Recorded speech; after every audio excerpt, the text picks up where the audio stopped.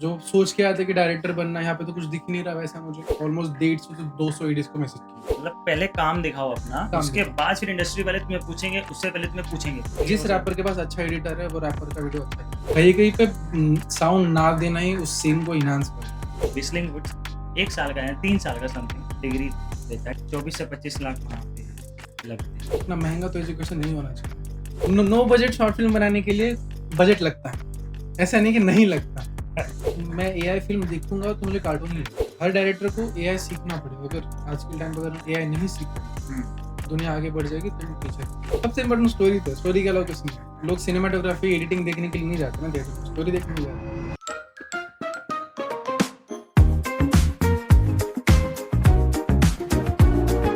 Hello everyone, आज हमारे साथ बैठे हैं साईं, हमारे अपकमिंग एंड बेस्ट डायरेक्टर बनने वाले हैं इन द फिल्म इंडस्ट्री। पहले तो congratulations thank you. For the videos, for the rap videos you have directed. अभी तुम्हारे 3 वीडियोस आई हैं, राइट? 2 कंप्लीट हो चुके हैं, 1 का अभी शूट जाऊँगा। एक अभी बाकी है। 1 बाकी है।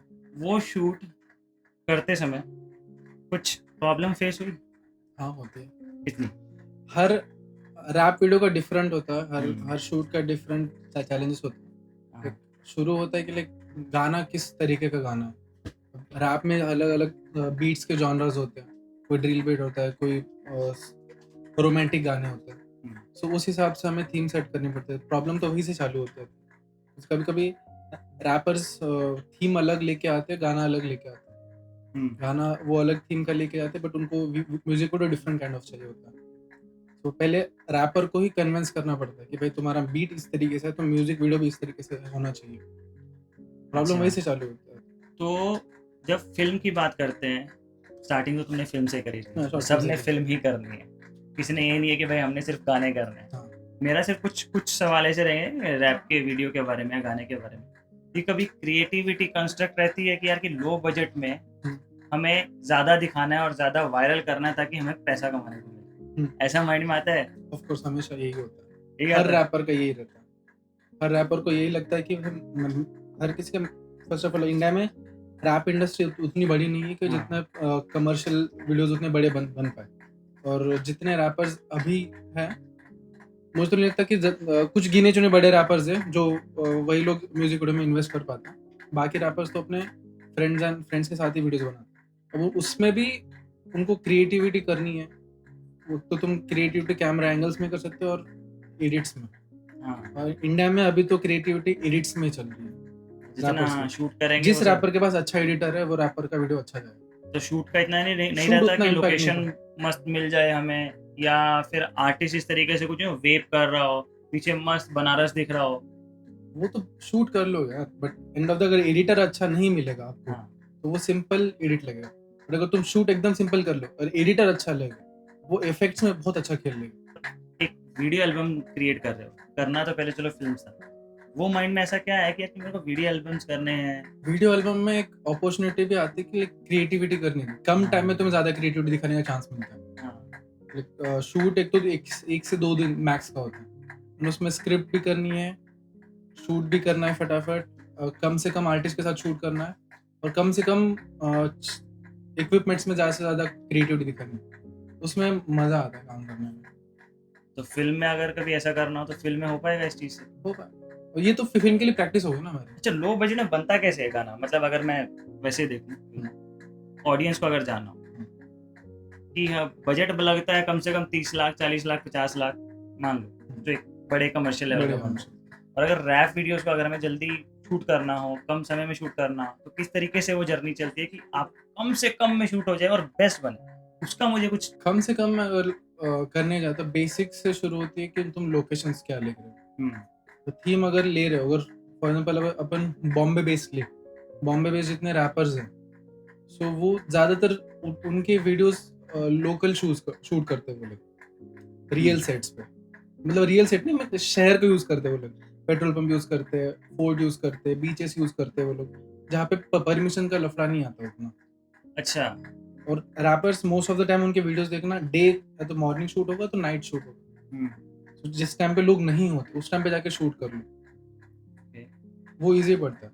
एंड बेसिक इक्विपमेंट्स 2 से 3 ही चीज़ें लगती है। तो रैपर लग, artist, camera and DOP.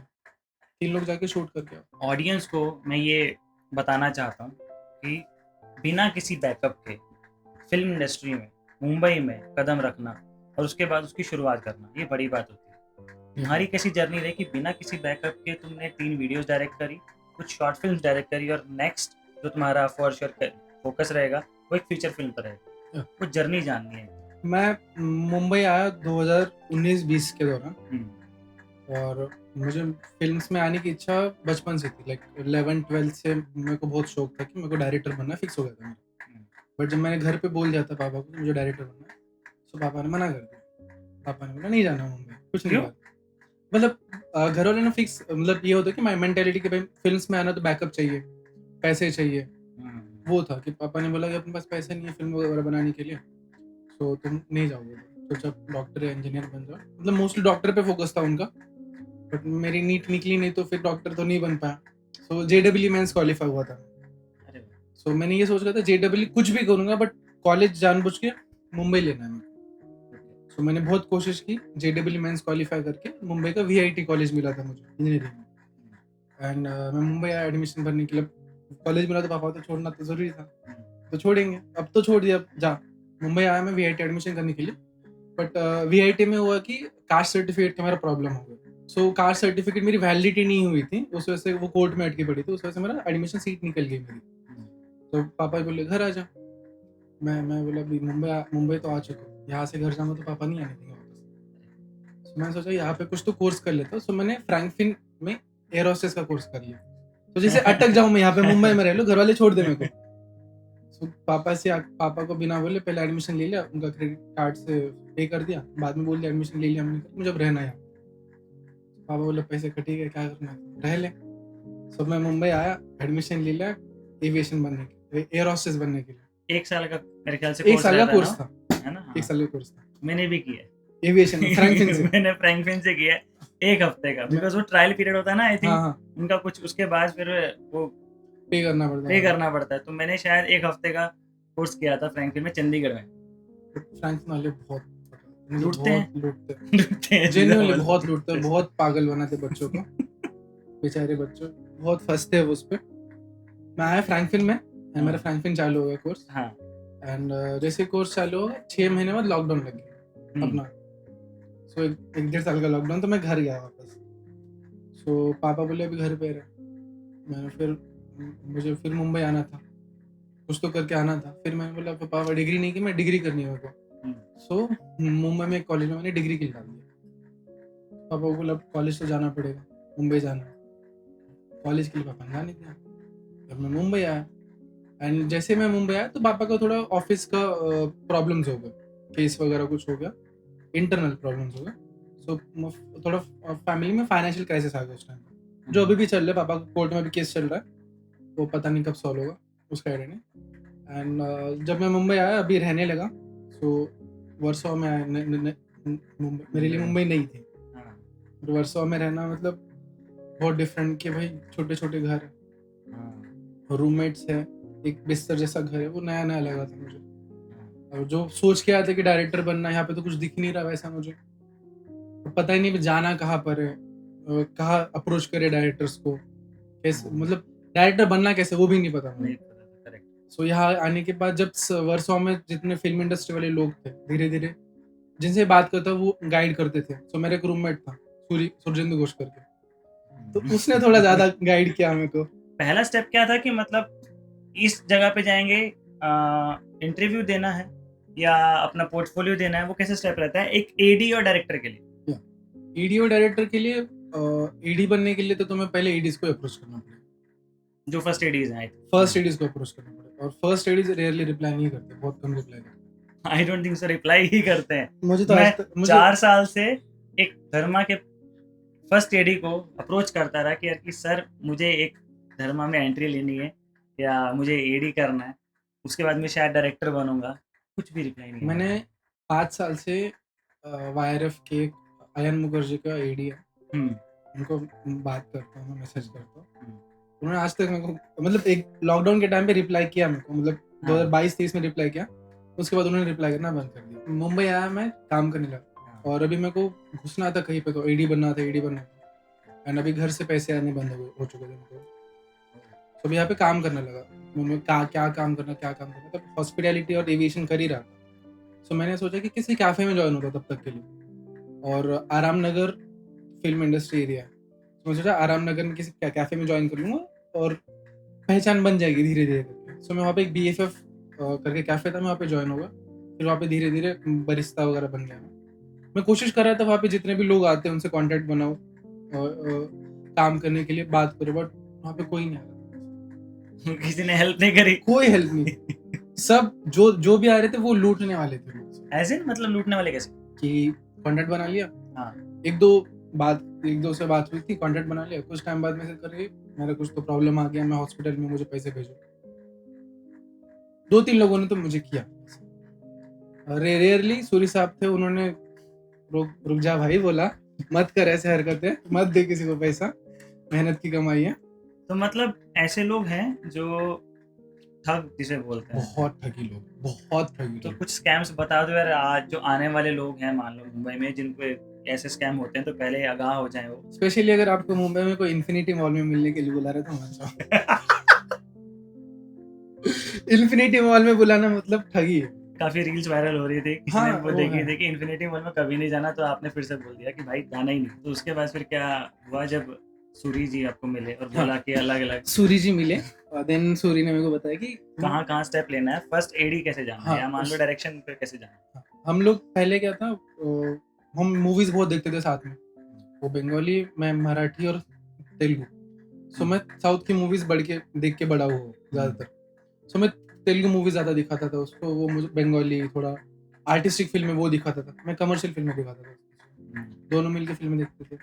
Then उसने मेरे को बोला कि अगर एडी बनना है तो एडीज को कांटेक्ट करो। सो हमने कोशिश करी, हमने मस्त एक्सेल बनाया, हर फिल्म की IMDb खोलते थे। अरे वाह। रोहित शेट्टी के जितने फिल्म है सबके IMDb खोलो, उसके जितने एडीज हैं उनकी लिस्ट बनाओ, जो एडी वो रिपीट करते हैं, रोहित शेट्टी की बहुत क्लोज टीम है, उनको जितने लोग का लिस्ट बनी एक्सेल पे, उनकी इंस्टा आईडी निकालो, फिर सबको इंस्टा पे पर्सनल मैसेज करो। एक डायरेक्टर की ऑलमोस्ट 15 एडीज होते थे, सो उनके पर्सनल निकालो, तो हर फिल्म पे अलग ब्रेकडाउन करके एटलीस्ट 25-30 फिल्म मेकर्स के किया हमने, ऑलमोस्ट 150 से 200 एडीज को मैसेज किया एक्सेल बना के, कि इसको मैसेज किया, इसका रिप्लाई है कि नहीं, इसको मैसेज किया, और 200 में से गिन के 2 या 4 लोगों का रिप्लाई आया, बस नहीं करते एडीज रिप्लाई। उसमें से किसी ने कुछ काम बोला कि आप आइए थोड़ा काम कीजिए? नहीं, किसी ने काम नहीं किया, बस ये जो 4-5 रिप्लाई है उन्होंने बोला कि भाई कुछ काम आएगा तो बताओ। वो उसको उसके पहले हमने कुछ काम नहीं किया था, हम भी मानते हैं कि हमें ज़्यादा एक्सपीरियंस नहीं था या काम नहीं किया था, बट अगर काम इंटर्न का भी काम देते तो हम कुछ सीख पाते वहाँ पे जाके। देन मैंने बहुत मुश्किल के साथ RGV के एडी को कांटेक्ट करने की कोशिश की, तो मुझे तेलुगु आती है, तो मैंने तेलुगु में बात करने की कोशिश की उनको मैसेज करके। लकीली मेरे को उनकी एक एडी ने बात किया, उसने बोला कॉल करता हूँ, उसने कॉल किया, मेरे को इंस्टाग्राम पे कॉल हुआ हमारा। उसने फर्स्ट लाइन पे मेरे को एक बात बोली कि भाई मैं तेरे को काम नहीं दे सकता, अगर तू ये एक्सपेक्ट करके बात कर रहे कि मैं तेरे को काम दूंगा तो एक्सपेक्ट भी मत करना। फर्स्ट लाइन उसने बोला कि अगर फिर भी तेरे को बात करनी है तो मैं बात कर सकता हूँ। बोला ठीक है सर, मैं बात करनी है आपके साथ। मुझे लगा 2 मिनट में कॉल काटे, उसने 18 मिनट बात की मेरे से, और उसने 18 मिनट में मेरे को एक ही चीज बोली कि भाई तू पहले शॉर्ट फिल्म्स बना, जब तक तू अपना काम नहीं दिखाएगा तब तक कोई भी डायरेक्टर तेरे पे भरोसा नहीं करेगा। एटलीस्ट वो एक देखे बेसिक तेरे को कैमरा पकड़ना आता है, या तेरे को फ्रेम बनाना आता है, स्टोरी लिखनी आती है, बेसिक भी तेरे को काम आता है, डायरेक्टर वो देखेगा पहले। वो बोला RGV सर जो भी करते हैं, RGV को तुम कितने भी मैसेज करो वो रिप्लाई नहीं करेंगे तुम्हें, अगर उनकी नजरों में कोई काम आ गया तो वो खुद से कॉल करके तुम्हें अप्रोच करेंगे। मतलब पहले काम दिखाओ अपना काम उसके दिखाओ। बाद फिर इंडस्ट्री वाले तुम्हें पूछेंगे, उससे पहले तुम्हें पूछेंगे काम देख के काम मिलेगा आपको, उन्होंने एक ही लाइन बोली। और उसके बाद अगर जब तुमने काम किया, मान लो शॉर्ट फिल्म उसके बाद बनाई होगी तुमने, हाँ, उसी के बाद मैंने शॉर्ट फिल्म पे लग गया, मतलब कुछ भी करना भी एक शॉर्ट फिल्म बनानी। सो फिर मैंने एक शॉर्ट फिल्म लिखी जो गाँव के एक बच्चे की कहानी थी। अब मुझे लगा बच्चे की कहानी है, इजीली बना शूट कर लूंगा, और मुझे लगा बच्चे की कहानी बच्चों के साथ शूट करने में मजा आया, और सबसे बड़ा मेरा मुश्किल वही टास्क था कि बच्चे के साथ शूट करना। बड़ों से एक्टिंग निकलने एक बार ईजी है, बच्चों से एक्टिंग निकलने बहुत मुश्किल है। तो कहानी लिखी मैंने, पहली कहानी, देन गांव में जाके हमने शूट किया बहुत मुश्किल से, कि अब कास्टिंग करनी थी। मेरे बड़े भैया उनकी मेरी भतीजी उसको कास्ट कर लिया, और एक वहाँ उस लोकल एरिया की बच्ची है, उसको लेके कास्ट कर लिया। एंड लोकेशन के लिए गए थे, पूरा गाँव को हमने सेट समझ के शूट कर लिया। वहाँ जिसका किराने का दुकान था, उसी को दुकान में रख के उसी से एक्टिंग करवाई।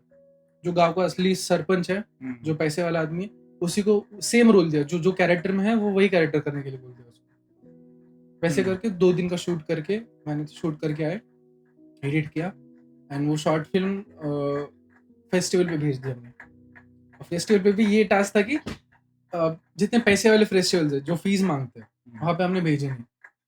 और हर फेस्टिवल के एटलीस्ट 2-4 हज़ार रुपये फीस रहती है, और वो एक फेस्टिवल के 2-2 हज़ार रुपये देना मतलब बहुत लंबा हो जाता है। सो हमने एक लिस्ट निकाली कि एक फिल्म फ्रीवे करके सॉफ्टवेयर है, जहाँ पे हम शॉर्ट फिल्म भेजते हैं फेस्टिवल को। वहाँ पे ऑप्शन आता है कि तुम कितने फीस तक देख रहे हो, तो नो फीस वाले भी भेज सकते हो। सो हमने नो फीस वाली क्लिक करके जितने शॉर्ट फिल्म्स की लिस्ट आई है, फेस्टिवल्स की लिस्ट आई है, सबको भेजना चालू किया।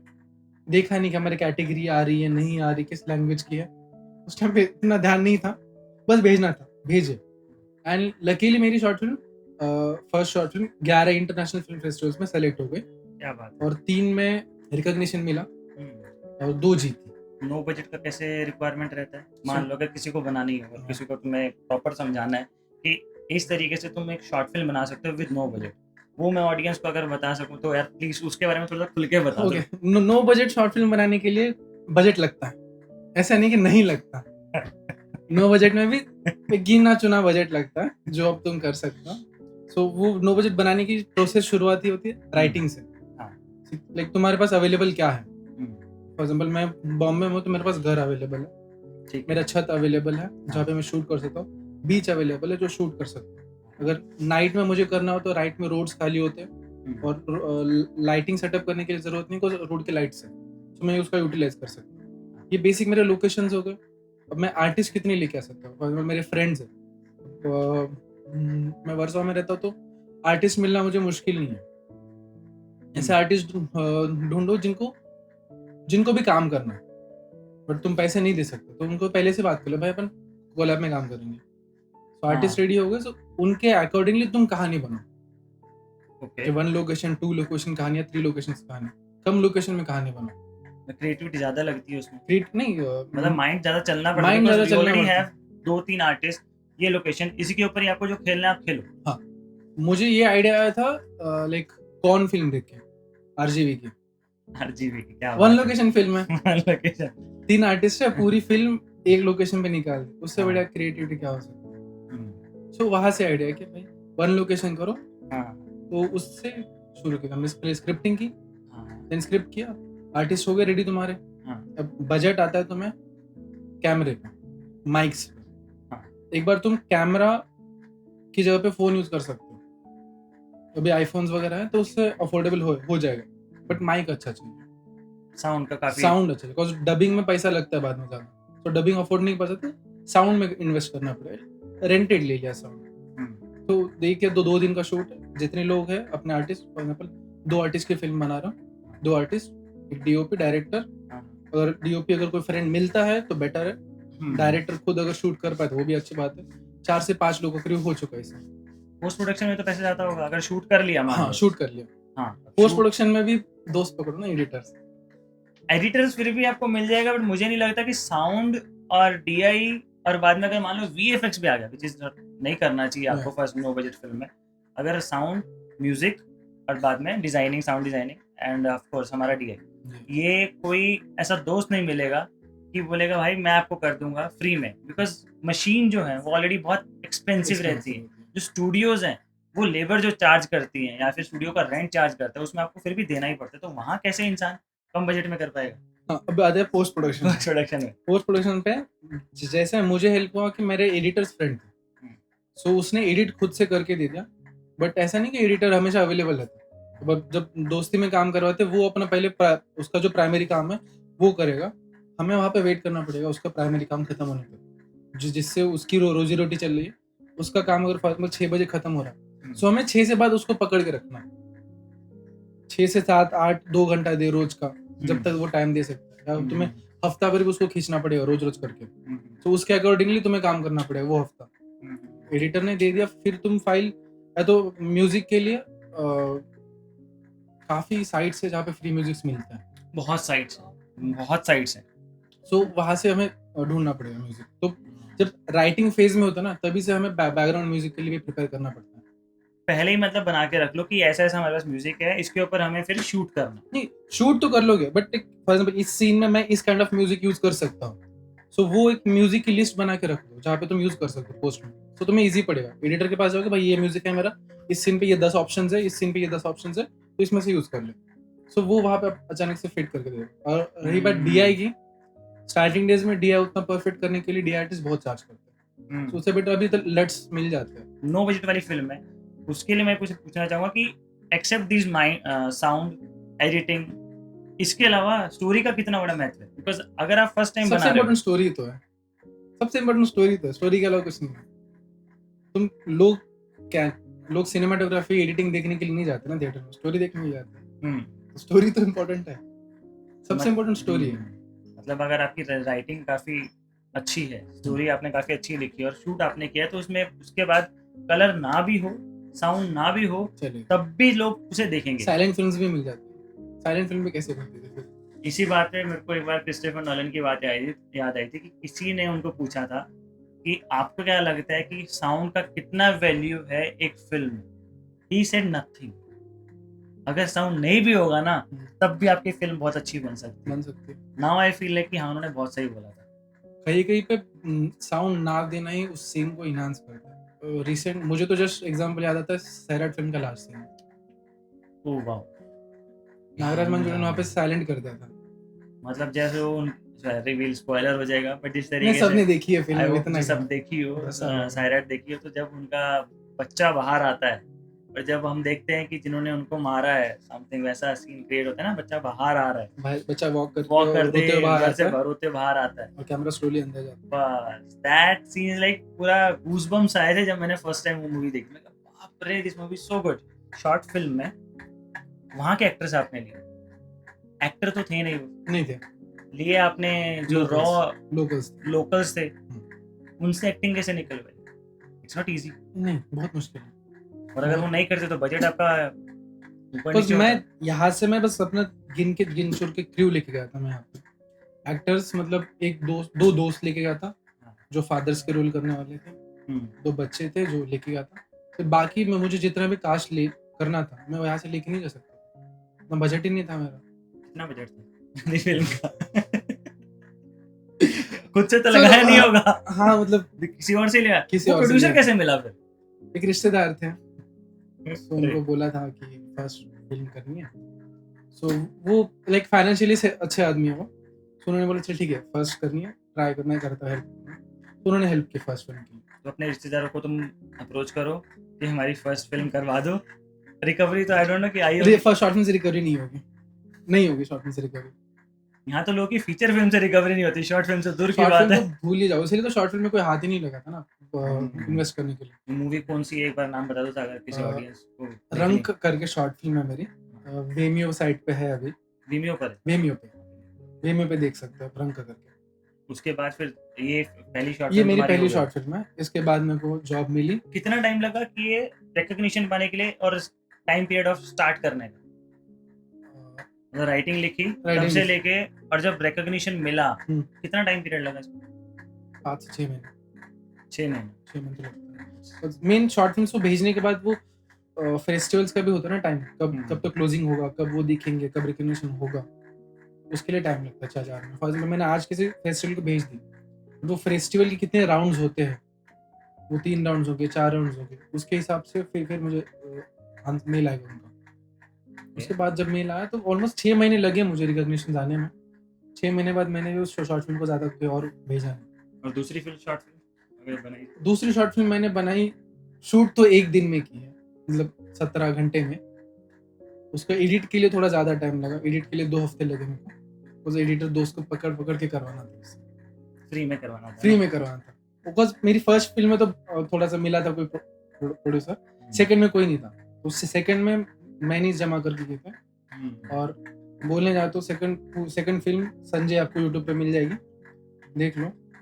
एंड उस फिल्म का टोटल बजट है 4,000 रुपये। क्या बात है 4,000 रुपये। ये बोलने के वो काम दिखाने के बाद कुछ काम मिला आगे? हाँ, संजय शॉर्ट फिल्म की अच्छी ये हुई कि Sanjay short film Mary festival पे तो चली है, और एक इंडी फेस्टिवल पे जीती भी है बेस्ट ड्रामा करके। एंड देन मेरी short film D Y Patil college में दिखाई गई। ये डीवाई पाटिल कॉलेज कि उस कैटेगरी में कि भाई तुम फोन फिल्म मेकिंग कैसे कर सकते हो। और अभी फिलहाल अब शॉर्ट फिल्म कर ली है तो फीचर फिल्म का ध्यान कब जाएगा? फीचर फिल्म लिखी है वो मैंने। भी नो बजट? नहीं, नो बजट फीचर फिल्म में मुश्किल है थोड़ा। नो बजट में ही करेंगे, इंडी फिल्म करेंगे। लिखी है, 2 फिल्म्स लिखी है। मैं अभी कोशिश कर रहा हूँ उसके लिए। प्रोड्यूसर के लिए अप्रोच कर रहे हो किसी को? प्रोड्यूसर अप्रोच तो कर ही रहा हूँ, वो तो हर रोज होता है, हर रोज किसी ना किसी को मैसेज कर। जाना कैसे पड़ता है कि भाई मुझे ना शॉर्ट फिल्म लिखी, मतलब एक फीचर फिल्म लिखी है, किसी एक्टर को आपने पकड़ के रखा है ऑलरेडी कि सर यार मेरा काम करेंगे आप, ऐसा करके आपने मान लो कर, एक्टर से तो प्रोड्यूसर को कैसे पिच करोगे? कौन प्रोड्यूसर कौन फाइनेंसर? यहाँ प्रोड्यूसर फाइनेंसर भी अलग अलग है। आपको रिकवरी बतानी पड़ती कि मैं 10 लाख भी आपके ले रहा हूँ और आपको दे नहीं रहा हूँ, कोई ऐसे तो लगाएगा नहीं। तो क्या ऐसी स्किल है कि आपको बोलना पड़ेगा प्रोड्यूसर को कि यार किस पैसे लगा दो? वो तो कहानी पे कितना डेप्थ है। फर्स्ट कहानी है तुम्हारे convention skills,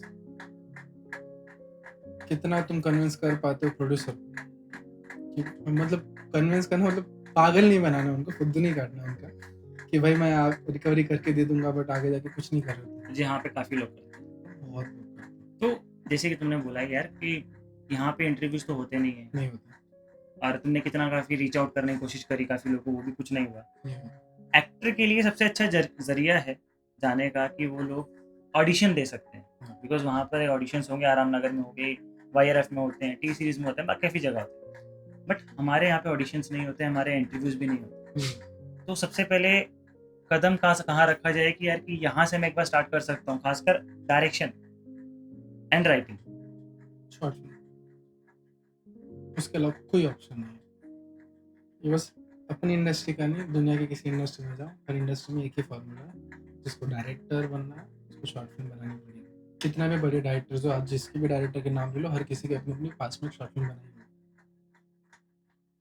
even Aamir Khan ने भी अपनी शॉर्ट फिल्म बना के रखी हुई है। FTI की काफ़ी शॉर्ट फिल्म्स हैं जो हमने देखी हैं, किसी को देखनी है तो देख सकता है जाके। FTI में आमिर खान ने काफ़ी काम किया है। बहुत 1983 के आसपास या 85 के आसपास की शॉर्ट फिल्म्स हैं, ब्लैक एंड वाइट सब। शॉर्ट फिल्म तो सबको बनानी पड़ेगी, बस काम दिखाना पड़ेगा, काम से काम मिलेगा आपको।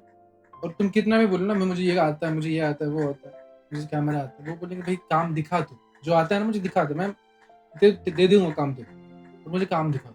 ऑडियंस को मैं कहना चाहूँगा कि यार कि अपनी शॉर्ट फिल्म बनाओ, राइटिंग लिखो, अप्रोच करो, स्कैम में मत फंसो ज़्यादा हो सके तो। अभी किसी को पैसा मत दो, सबसे इम्पोर्टेंट। आर्टिस्ट के मेन एक्टर के साथ बहुत ये होते हैं, स्कैम्स होते हैं कि ये बोलते हैं कि पैसे दे दो पहले। हाँ, एक मेरे साथ एक किस्सा हुआ था, यहाँ पे पोस्टर्स बहुत लगे होते हैं, एडी चाहिए, जॉब्स चाहिए वगैरह वगैरह। तो जब मैं नया था मुझे लगा भाई इजीली काम मिल रहा है कि यहाँ पे कॉल करूँगा। मैं गया उनके पास, मुझे जहाँ पे कॉल किया उन्होंने ऑफिस में बुलाया। उनके ऑफिस खास होते मीरा रोड साइड कि शहर से थोड़ा दूर। मैं गया ऑफिस में, नया था, ऑफिस में गया, उनसे बातचीत की। उन्होंने बोला एडी काम मिलेगा 40,000 रुपये पर महीना। नया 40,000 तो देना मुश्किल है, हम लोग दे कैसे रहे। बोला मिल जाएगा, सीरियल्स में लगा देंगे आपको करके, अपॉर्चुनिटी है। मैं खुश हो गया, सीरियल्स में मिल रहा, रोज का काम जाएगा, महीने का काम आएगा, पैसा आएगा और एक्सपीरियंस भी मिलेगा। वो सोच के मैं गया था। उन्होंने बातचीत की, इंटरव्यू लिया मेरा, और इंटरव्यू लेने के बाद मेरे को बोला कि बाहर आते ही हाँ सर आपको ईडी का कार्ड बनाना पड़ेगा, कार्ड बनाने के लिए आपको 5,000 रुपये अभी पे करने पड़ेंगे, 1 हफ्ते बाद आपको कार्ड आके मिलेगा। इंटरव्यू दे के आया मैं, ये सुना तो मेरे पास थे नहीं वहाँ पे देने के लिए, लकीली। तो मैं पैसे नहीं दिया, घर आया और मेरे दोस्त को बोला कि उसने ऐसे ऐसे बोला। वो बोला भाई स्कैम है। वो ये एक बहुत बड़ा स्कैम होता है। 5,000 रुपये 5,000 रुपये लेंगे कार्ड बनाने के लिए, आपको कहीं पे चिंतित सा किसी का कार्ड बना के दे देंगे, बट काम कोई नहीं देता। सिंपल है कि फॉर एग्जाम्पल कोई भी डायरेक्टर को अगर एडिट चाहिए होगा वो अपने सर्कल में देखेगा किसी कंपनी को नहीं बोलेगा कि भाई मुझे एडीज हायर करके दो करके। काश ये बात मुझे पहले पता हो। 4,000 रुपए मेरे मीरा रोड पे मेरा ऑफिस मेरा था मेरा एक। रोड स्टेशन के लेफ्ट साइड में स्टेशन गेट के रोड। लेफ्ट साइड में मैं वहाँ पे गया था। स्टार्टिंग में जब नया नया आया था उन्होंने बोला था कि आप कार्ड बनवा लीजिए आपको काम मिलेगा। मैंने दे दिए थे। घर पे बहुत खुश हुआ था। मैंने कहा था कि मुझे ना काम मिलेगा, वो लोग मुझे कॉल करेंगे, जैसे ही काम आएगा मैं वहाँ पे एडी करना शुरू कर दूंगा। Mom and dad was like यार डन डन कर लो यार, कोई इशू नहीं, कोई बात नहीं, 4,000 हैं ये लगते हैं, कोई इशू। एक हफ्ता हो गया कोई कॉल नहीं आया, 2 हफ्ता कोई कॉल नहीं आया। मैं वापस गया तो ऑफिस ही नहीं था वहाँ पे, वही गायब, ऑफिस ही गायब। गायब हो जाता है। मैंने कि ये 21 दिन में पैसा डबल वाली स्कीम चल रही थी क्या, हेरा फेरी वाली? वो बस 1 महीने के लिए ऑफिस सेटअप कर ली अलग अलग Correct. लोकेशन। 1 महीना जितना लूटेंगे लूट लो, हाँ। उसके बाद ऑफिस गायब करो, चेंज करो, नए लोकेशन नया number. Please be aware of these people and these यहाँ पे अगर कास्टिंग के लिए भी हो, कोई कास्टिंग डायरेक्टर आपसे पैसा नहीं मांगता। एक ही वैसे कंट्रोवर्शियल क्वेश्चन है, धुरंधर देखी आपने? धुरंधर में लगा कि यार कि ये प्रोपेगेंडा थोड़ा सा ज्यादा, एक आधे सीन ही, नहीं, नॉट फुल फिल्म फिल्म, बहुत बढ़िया है। फिल्म बहुत अच्छी है, लेकिन एक दो सीन्स कभी लगा कि यार कि ये थोड़ा ज्यादा हो रहा है यहाँ पे? हाँ, लगा लगा बहुत लगे कुछ सीन थे। जो स्पेशली लगा कि ये तो जबरदस्ती किया जा रहा जबरदस्ती है, सीन था, ये तो फ्रेम जहाँ पे छुपाया जा रहा है किसी प्राइम को। मिनिस्टर का फेस दिखा, तो जरूरत नहीं थी और नहीं दिखाना चाहिए। वैसे देखा जाए तो सारे इंसिडेंट तो मनमोहन सिंह के टाइम के थे। बहुत रील चल रही है ऐसी हम देख रहे हैं इंस्टाग्राम पे कि तो सारे वो वही है ना, जो मारा जो मरे सब मनमोहन सिंह के टाइम पे मरे। अगर वैसे क्रेडिट लेने जाओ तो इंदिरा गांधी को क्रेडिट दो, रॉ तो उन्होंने बनाया, रॉ नहीं बनती तो ये पूरा होता नहीं, तो इंदिरा गांधी को क्रेडिट दे दो। फिल्म इंस्टीट्यूट को लेके तुम्हारा क्या ख्याल है? बिकॉज तुमने कभी भी, आई डोंट थिंक सो, कभी गए नहीं, मैं हो? फिल्म इंस्टीट्यूट नहीं गया। कोई बैकअप नहीं है, कोई फिल्म इंस्टीट्यूट से नहीं गए, डायरेक्ट सीधा अप्रोच किया इंस्टाग्राम पे एंड वहीं से तुम्हें फिर थोड़ा शॉर्ट फिल्म बना के काम किया। तो फिल्म इंस्टीट्यूट वाले जो इतना पैसा लेकर सिखा रहे हैं और तुम बिना पैसा लेकर सीखे हो, तो क्या बोलना चाहोगे उन लोगों को जो ज्वाइन करना चाहते हैं? अगर तुम अफोर्ड कर पाते तो ज्वाइन करो, जो अगर अफोर्ड नहीं कर पाते तो यूट्यूब है, बहुत सी चीजें यूट्यूब पे सीख सकते हो। एंड उसमें क्या फ़ायदा मिलेगा अगर वहाँ पे ज्वाइन? अगर ज्वाइन करते हो तो तुम्हें हर चीज पर्सनली सिखाई जाएगा, वहाँ पे एक्सपर्ट्स होते हैं। एक्सपर्ट्स के थ्रू तुम हर सब्जेक्ट सीख सकते हो, और एक्सपर्ट्स के थ्रू सीखना डेफिनेटली डिफरेंट इम्पैक्ट पड़ता है, तुम्हारी स्किल्स इंप्रूव होती है। मैं यूट्यूब पे देख देख के कैमरा सेटिंग सीख सकता हूँ, बट कैमरा ऑपरेट कैसा करना, मुझे अगर मेरा गुरु होगा, कोई टीचर होगा, तो वो अच्छे से बताएगा कैसे ऑपरेट करना, वो प्रैक्टिस करा लेंगे, उससे वही स्किल्स तुम्हें क्लीन होंगे। बट यूट्यूब पे देख के भी सीख सकते हो, ऐसे नहीं कि नहीं कर सकते लोग, वो फिर प्रैक्टिस में करना पड़ेगा, तुम्हें कितना प्रैक्टिस करके ही करते हो। तो डू यू थिंक कि ज़्यादा चार्ज कर रहे हैं आजकल? अगर मैं कुछ नाम लेना चाहूँ, कुछ ऐसे फिल्म इंस्टीट्यूट हैं जो कम से कम 1 साल का 3 लाख, और जो विस्लिंग वुड्स जैसे बड़े बहुत बड़े हैं which takes 25 lakhs, do you know this? नहीं, तो विस्लिंग वुड्स 1 साल का है, 3 साल का समथिंग डिग्री देता है, डिप्लोमा करता है, और 24 से 25 लाख वहाँ पे लगते हैं एक बच्चे के। और जब मैंने दिए थे तब मैंने 1.5 लाख समथिंग कुछ दिया था 7-8 साल पहले। अभी जो प्राइस चल रहा है it is 2.53 for 1 year course, somewhere it is 5 lakhs। इतने में तो तुम बोलते भाई मैं तो इंडी फिल्म बना लेता। हाँ, बना लेता। हर इंस्टीट्यूट का फीस इस पे डिपेंड होता है कि वो कितना क्वालिटी एजुकेशन दे रहा है। इतना महंगा तो एजुकेशन नहीं होना चाहिए, एजुकेशन इतना महंगा नहीं होना एजुकेशन तो महंगा नहीं होना चाहिए, बट है यहाँ पर है। बट अब वो प्राइवेट इंस्टीट्यूट है तो अपन क्या ही बोल सकते हैं। अच्छा, अब मैं थोड़ा सा उस पर जाना चाहूँगा कि अब हमारी डायरेक्शन की जो डायरेक्टर का वैल्यू रही है वो एक पहले बड़े कैमरास पे रही है, जिन्होंने सीखा है बड़े कैमरास, अब फिर डिजिटल कैमरास पर आया। अब काफ़ी लोग अब तो फिल्म्स पर अपना फोन्स पर काम कर रहे हैं काफ़ी डायरेक्टर लोग। एआई भी हमारे पास अभी एवोल्यूशन आने वाला है, क्योंकि 4-5 साल में एआई ने आ जाना स्टार्ट हो चुका है। वो स्टार्ट हो चुका है। तो आजकल के जो डायरेक्टर्स हैं, जो अपकमिंग डायरेक्टर्स हैं, उनको एआई में कितना इन्वॉल्व होना चाहिए? व्हाट इज हर डायरेक्टर को एआई सीखना चाहिए आज के टाइम।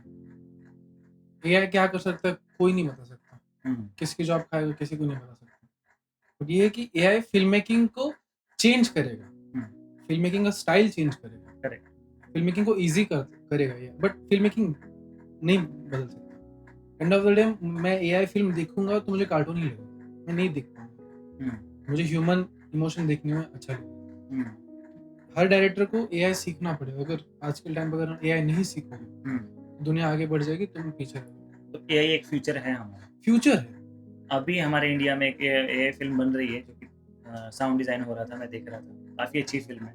बट वही है कि फिलहाल जो कनेक्शन है ह्यूमन का और एक्टर जब एक्टिंग करता है, वो जो एक्ट करता है ना, वो एआई अभी तक कर नहीं पा रहा है। कर लेगा वो आगे ये जाके। आगे जाके कर लेगा। कर अभी लेगा। फिलहाल एआई इस पोजीशन पर है कि वो एक लोकेशन को, वाइड शॉट को विद एक्टर्स इतना अच्छे से क्रिएट कर रहा है, फ्रेमिंग वाइज, कि आपको बहुत ब्यूटिफिकेशन उसमें दिखेगी। बट जो एक्टिंग वर्जन है वो अभी तक नहीं आया, एक्सपेल कर रहा है। बट कर लेगा, कर रहा है। कर रहा है। कर रहा है। आई एम श्योर कि वो 4-5 साल हम में। एक प्रोजेक्ट पे काम कर रहे हैं अभी, ओके, तो उसमें फुल फिल्म एआई में बना रहे हैं। ओके, ऑलमोस्ट आधा काम हो चुका है, बट कर रहे हैं। फिक्स फिल्म में बहुत ऑप्शन है, तुम किस लेंस भी चेंज कर सकते हो फ्रेम में। जो लेंस हम अफोर्ड भी नहीं कर पाते, वो लेंस तुम जस्ट एक क्लिक से चेंज कर सकते हो। मेरे को ये चीज़ याद आती है कि जब क्रिस्टोफर नॉलन आईमैक्स को ज़्यादा प्रेफर करते हैं। प्रेफर करते हैं कि मैं उसमें करना चाहिए, बिकॉज पहले आईमैक्स चलते थे, अभी कम हो गए, फिर डिजिटल आया। रील्स के थ्रू वो लोग दिखाना चाहते हैं, वो लोग स्टिक हैं उस पर। डिजिटल के थ्रू काफ़ी लोग हैं जो बोलते हैं कि मैं डिजिटल पे ठीक हूँ, बिकॉज एआई पे ट्रांसफर नहीं हो पा रहा है, अडेप्ट नहीं कर पा रहे हैं। जैसे आईमैक्स हमारा इतना रेयर हो चुका है थिएटर के लिए, थिएटर के वैसे ही हमारा अभी डिजिटल भी एक टाइम पे इतना रेयर हो जाएगा कि एआई जब आ जाएगा, नहीं होगा, आई थिंक सो होगा, नहीं देख एआई पाएंगे। फिल्म बनेगी, एआई फिल्म्स लोग देखेंगे। बट एक होता है ना कि जैसे आईमैक्स रेयर है, वैसे ही जो नॉर्मल शूट हो ना वो रेयर होगा। नहीं हो पाएगा। सब कैसे करेंगे? वही ना, नहीं हो पाएगा। रेयर एआई की हो जाएगी फिल्म, नहीं देखेंगे लोग। कुछ टाइम बाद एआई को फिल्म में नहीं देखेंगे, वो रील्स के लिए ठीक है। फिल्म के लिए तुम्हें एक्टर ही देखने की इच्छा होगी। वैसे नहीं कि कार्टून्स नहीं है, कार्टून्स फिल्म्स आते हैं, हम देखते हैं cartoon film, but real emotion देखना हमें अच्छा लगता है हीरो के साथ। जब हीरो आता है, हमें सीटी मारने में मजा आता है, पेपर उड़ाने में मजा आता है। तो जो मास अपीलिंग है एक तरीके मास से, अपीलिंग हीरो वो से एआई नहीं ले नहीं सकता। ले सकते। वो कहीं ना कितना भी कहीं एआई इन्वॉल्वमेंट करेगा, अच्छी फिल्में बना लेगा, अच्छी फिल्म मेकिंग में बहुत हेल्प करेगा एआई। पोस्ट प्रोडक्शन में बहुत हेल्प हो जाएगा, जहाँ पे रीशूट करने की कोशिश प्रॉब्लम पड़ती है, जहाँ पे अगर कुछ फ्रेम में कुछ प्रॉब्लम आ रही है, ठीक करना है, वो वीएफएक्स का वहाँ उस जगह पे एआई हेल्प कर देगा। पोस्ट प्रोडक्शन में बहुत हेल्प हो जाएगा एआई का। फिलहाल तो हो रहा है। हम कर रहे हैं, उससे यूज कर रहे हैं। तो कितना टाइम लगेगा उसे एआई को एग्जैक्टली वो प्रॉपर आने में कि यार एआई फिल्म मेकिंग हो सकती है? चल रहे हैं, 2 साल में मैक्स थिएटर में आ जाएंगे। आ इस साल एंड तक 1-2 थिएटर पे आ जाएंगे फिल्म, बट देखने के लिए बहुत लोग कम रहेंगे। एआई फिल्म मेकिंग का बॉक्स ऑफिस नहीं होगा Very अंटिल, good. अगर फॉर एग्जांपल कोई बड़ा फिल्म मेकर हाँ, मार्टिन स्कॉर्सेज़ी अगर कोई एक्सपेरिमेंट्स करते हैं, वो फिल्म मेकर के नाम पे जाएंगे लोग देखने के लिए। बट एआई फिल्म है, उस वजह से जाना मुश्किल है। एआई फिल्म्स के तो फिल्म फेस्टिवल्स पे भी स्पेशल कैटेगरी है ना, एआई फिल्म मेकिंग करके। या अभी आई नहीं है, बट आई थिंक आने आ वाली है। चुकी है, आ चुकी है। आ चुकी है। Thank you so much Sai, welcome. आपका यहाँ पर आने के लिए। काफ़ी अच्छा लगा बात करके, काफ़ी अच्छा लगा पॉलिटिक्स, सोसाइटी, फिल्म्स और खासकर उन चीज़ों के बारे में बताने के लिए जो खासकर अभी लोगों को नहीं मालूम है। और ये वाली कॉन्वर्सेशन, ये बातचीत, ये एजुकेशन और ये नॉलेज उन लोगों तक पहुँच रही है जिन्हें फिल्म में आना है, जिन्हें फिल्म के बारे में पता करना है कि हम कैसे एंट्री ले सकते हैं, और उन चीज़ों के बारे में जो लोग कभी बोलते नहीं हैं। लोग यहाँ बोलते हैं फिल्म स्टार्स के बारे में, लोग यहाँ बोलते हैं कि उनकी दिनचर्या, उनका पर्सनल व्यूज़ क्या है। मैंने आज तक कुछ ऐसा नहीं देखा है जिसके बारे में हम ये चर्चा कर सकें कि डायरेक्टर, सिनेमाटोग्राफर, एडिटर जो बिहाइंड द कैमराज हैं, वो लोग किस तरीके से काम करते हैं, उन लोगों का किस तरीके से क्रेज रहता है, वो लोग कितना मेहनत करते हैं, कितना स्ट्रगल करते हैं उस मुकाम तक पहुंचने के लिए, जहाँ पर कितना मेहनत करनी पड़ती है।